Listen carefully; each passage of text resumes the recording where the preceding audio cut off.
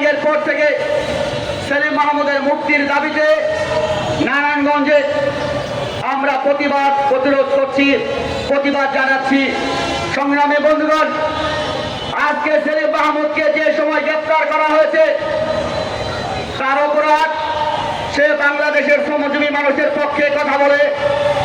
সে garments শ্রমিকদের, নারায়ণগঞ্জে 12.5 লক্ষ গার্মেন্টস শ্রমিক রয়েছে, সেই শ্রমিকদের পক্ষে তার সুদৃঢ় অবস্থান ছিল। গার্মেন্টস শ্রমিক ফ্রন্টের নেতৃত্বে সারা নারায়ণগঞ্জে আমরা দেখেছি শ্রমিকদের ন্যায়সঙ্গত আন্দোলনে, সেখানে আমরা দাঁড়িয়েছি।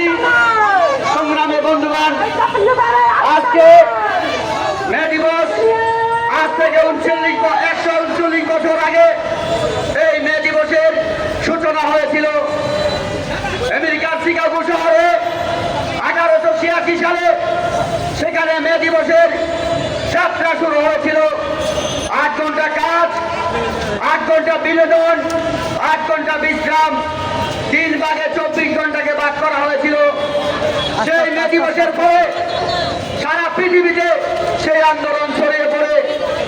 আজকে আমাদের দেশে এই 54 বছরেও বাংলাদেশে আমরা দেখেছি মে দিবসের যে চেতনা সেখানে বাস্তবায়ন হয়নি। মে দিবসের উদ্দেশ্য ছিল, আকাঙ্ক্ষা ছিল, সেখানে বাস্তবায়ন হয়নি। আজকে বাংলাদেশে 8 ঘন্টা কাজ নেই, আজকে সেখানে 12 ঘন্টা কাজ করানো হয় শ্রমিকদের। গত কয়েকদিন আগে বর্তমান সরকার সেখানে প্রজ্ঞাপন জারি করে নির্দেশনা দিয়েছে মে দিবসে সমস্ত শিল্প কলকারখানা বন্ধ থাকবে। কিন্তু আমরা আজকে যদি দেখি এই নারায়ণগঞ্জের চিত্র, সেখানে শত শত কারখানা মে দিবসে চলছে। সংগ্রামে বন্ধুগণ, আজকে আমাদের দেশের মালিকরা সরকারি নির্দেশনা মানছে না। আজকে আমাদের দেশের মালিকরা বাংলাদেশের সমান মানে না, বাংলাদেশের সমান বিভিন্ন কারখানা বাস্তবায়ন করে না। এই সমান বাস্তবায়ন করার জন্য লেবার ডিপার্টমেন্ট রয়েছে, কলকারখানা রয়েছে। সেখানে আমরা দেখেছি কলকারখানা দপ্তরের কর্মকর্তারা, তাদের পদোন্নতি হয়েছে, তাদের ভালো অফিস হয়েছে, তারা ভালো জায়গায় বসবাস করে অফিস করছেন, সেখানে তারা আরামে এসে দিন পার করছেন। অথচ কারখানার সমান বাস্তবায়ন করা তাদের উদ্যোগ আমরা দেখছি না। সংগ্রামী বন্ধুগণ, 5 আগস্টের আগে শেখ হাসিনা সরকারের সময় ন্যূনতম মজুরি 23,000 টাকার দাবিতে বাংলাদেশের গার্মেন্টস শ্রমিক আন্দোলন করে চলেছিল।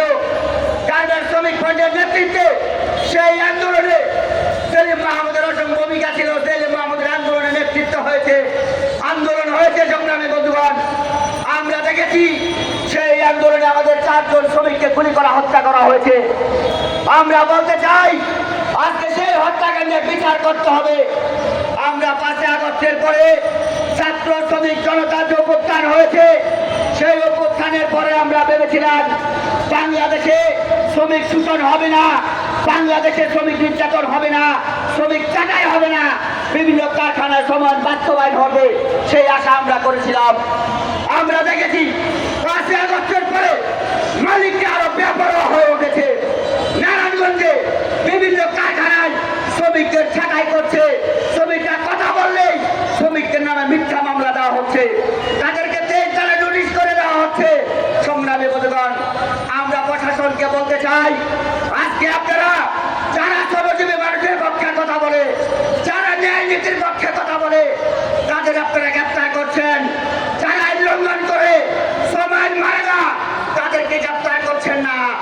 আপনারা আইনের রক্ষক হয়ে রক্ষকের ভূমিকা পালন করছেন। আমরা হুঁশিয়ার করতে চাই, নারায়ণগঞ্জে শ্রমিক আন্দোলনের ইতিহাস রয়েছে। সমাজতান্ত্রিক শ্রমিক ফ্রন্টের নেতৃত্বে আজ থেকে 20 বছর আগে, 22 বছর আগে নারায়ণগঞ্জের 3রা নভেম্বরে আমরা দেখেছি সমাজতান্ত্রিক শ্রমিক ফ্রন্টের নেতৃত্বে সারা নারায়ণগঞ্জ অচল হয়েছিল। সংগ্রামী বন্ধুগণ, আমরা এই সমাবেশ থেকে বলতে চাই, অবিলম্বে সেলিম মাহমুদকে মুক্তি দিতে হবে। গত কয়েকদিন যাবৎ সেলিম মাহমুদকে দেখা করার জন্য তার পরিবার গিয়েছে, তাকে জেলখানায় তার পরিবারকে দেখতে দেওয়া হয়নি। আমরা দেখতে আনলাম না এই ধরনের ব্যবস্থাকে। সংগ্রামী বন্ধুগণ, আমরা হুঁশিয়ার করতে চাই, আমাদেরকে বাধ্য করবেন না। নারায়ণগঞ্জের স্থিতিশীল অবস্থা বজায় আছে, সেলিম মাহমুদের ভূমিকা রয়েছে, গার্মেন্টস শ্রমিক ফ্রন্টের ভূমিকা রয়েছে, সমাজতান্ত্রিক শ্রমিক ফ্রন্টের ভূমিকা রয়েছে। নারায়ণগঞ্জে অতি সুন্দর পরিস্থিতি তৈরি হোক আমরা চাই না। সেলিম মাহমুদকে গ্রেপ্তার করার পরেও সমাজতান্ত্রিক শ্রমিক ফ্রন্ট সেখানে নারায়ণগঞ্জের স্থিতিশীল অবস্থা বজায় থাকুক সেই চেষ্টা করছে। সংগ্রামী বন্ধুগণ, আমরা বলতে চাই অবিলম্বে সেলিম মাহমুদকে মুক্তি দিতে হবে। গ্রেপ্তার করে নির্যাতন করে মামলা দিয়ে শ্রমিকদের আন্দোলনকে দমন করা যাবে না, শ্রমিকদের কর্ম বন্ধ করা যাবে না।